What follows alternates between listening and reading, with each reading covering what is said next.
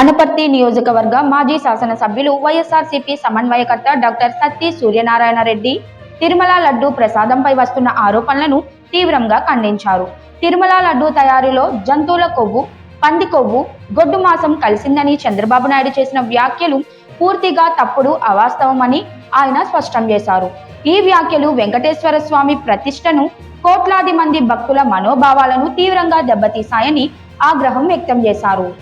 నమస్కారం తెలియజేస్తూ, తిరుమల తిరుపతి లడ్డూ విషయమై ఈ కూటమి ప్రభుత్వం ఏ రకంగా విష ప్రచారం చేసిందా అన్నది మనం చూసాం. విష ప్రచారం చేయడమే కాదు, మరి ఈ కూటమి ప్రభుత్వంలో నుండి ముఖ్యంగా భాగస్వామ్యం నుండి బీజేపీ ప్రభుత్వం మౌనం వహిస్తుంది. ఎందుకంటే చంద్రబాబు నాయుడు గారు చెప్పిందంతా కూడా అబద్ధం అని తేలింది. ఏదైతే మరి సుప్రీంకోర్టు సిబిఐ సిట్ని ఏర్పాటు చేసిందో అందులో కొంతమంది అధికారులు, ఆంధ్రప్రదేశ్కి సంబంధించిన ఐపీఎస్ అధికారులు ఉన్నారు, అదేవిధంగా సిబిఐకి సంబంధించి కొంతమంది అధికారులు ఉన్నారు. వీరందరితోటి పాటే ఒక కమిటీ సిబిఐ ఏర్పాటు చేయడం, ఆ కమిటీ కూడా మరి నిర్ధారణకు వచ్చింది.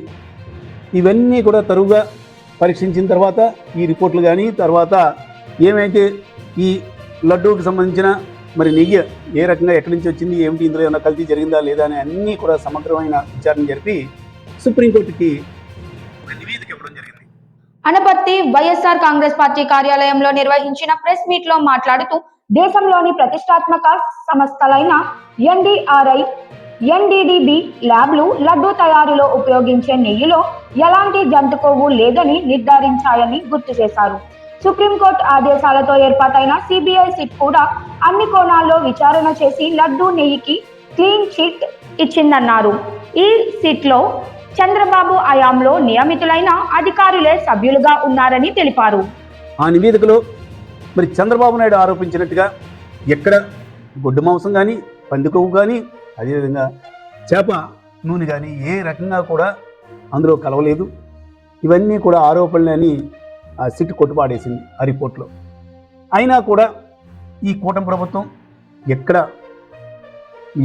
కూడా ఆకుండా ఏదో రకంగా మరి దీన్ని ఇంకా కంటిన్యూ చేయాలన్న ఉద్దేశంతో రకరకాల విమర్శలు చేయడం, ఆ రకరకాల విమర్శల్లో భాగంగానే ఎక్కడా లేని విధంగా ఫ్లెక్సీలు ఏర్పాటు చేయడం, ఆ ఫ్లెక్సీలు తొలగించమని అమ్మటి రాంబాబు గారు లాంటి నాయకులు కోరితే వారి మీద దాడి చేయడం, వాళ్ళ ఇళ్లను ధ్వంసం చేయడం మనం చూసాం. ఏ రకంగా వాళ్ళు చేశారన్నది అంటే ఈ కూటమి ప్రభుత్వం అంటే చంద్రబాబు నాయుడు, మెయిన్గా చంద్రబాబు నాయుడికి సంబంధించిన ఈ ప్రభుత్వం చేసే తప్పిదాలని ఎవరూ కూడా క్వశ్చన్ చేయకూడదు. క్వశ్చన్ చేస్తే అమ్మటి రాంబాబు గారు లాంటి వ్యక్తికి జరిగినటువంటిగానే మరి పనిష్మెంట్ ఉంటుందని వాళ్ళు చెప్పగానే చెప్తున్నారు.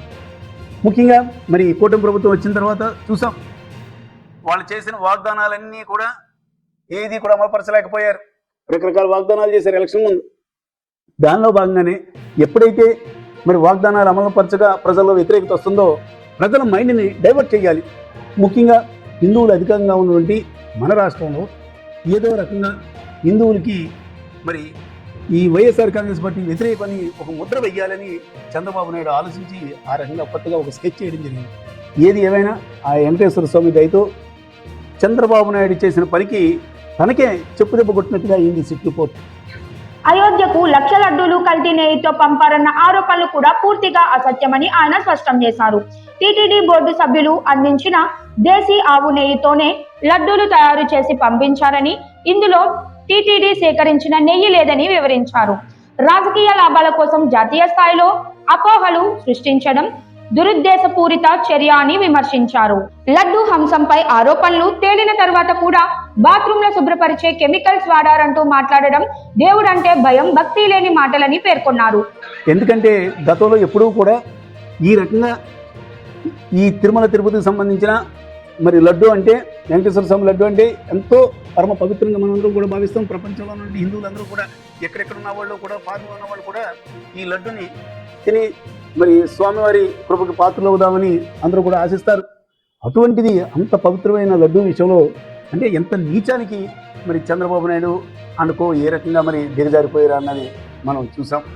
ఎంత దిగజారిపోయినా వాళ్ళ ఆరోపణలన్నీ కూడా తప్పని తేళ్ళం.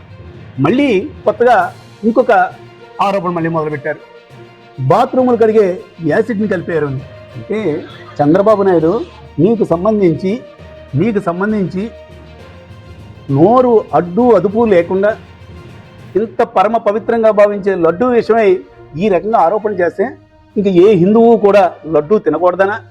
లడ్డూ అంటే మరి ఎవరైనా సరే మరి లడ్డూ తినాలి అనుకుంటే ఇవన్నీ గుర్తుకొచ్చేలాగా బందుకొవ్వనో లేదంటే బాత్రూమ్ గడిగే యాసిడ్ అనో ఏదో రకంగా ఇవన్నీ కూడా గుర్తుకొచ్చే విధంగా నువ్వు ప్రచారం చేయడం ఎంతవరకు భావ్యం, ఎంతవరకు కరెక్ట్ అని కూడా ఈ సందర్భంగా తెలియజేస్తున్నా. అంటే హిందువుల మనోభావాల్ని దెబ్బతీసినటువంటి చంద్రబాబు నాయుడు అండుకో తక్షణమే ప్రపంచంలో ఉన్నటువంటి హిందువులందరికీ కూడా క్షమాపణ చెప్పి మేము ఏ రకంగానో కూడా రిపోర్ట్ లేకుండానే మేము చెప్పాము, తప్పిదం చేశామని మా అందరికీ కూడా క్షమాపణ చెప్పి లెంపలు వేసుకోవాలి.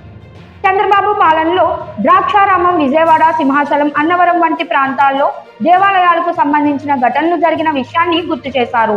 తిరుమల ప్రసాదం పట్ల భక్తుల్లో అనుమానాలు రేకెత్తించే పరిస్థితి తీసుకొచ్చినందుకు పూర్తి బాధ్యత చంద్రబాబుదేనని అన్నారు.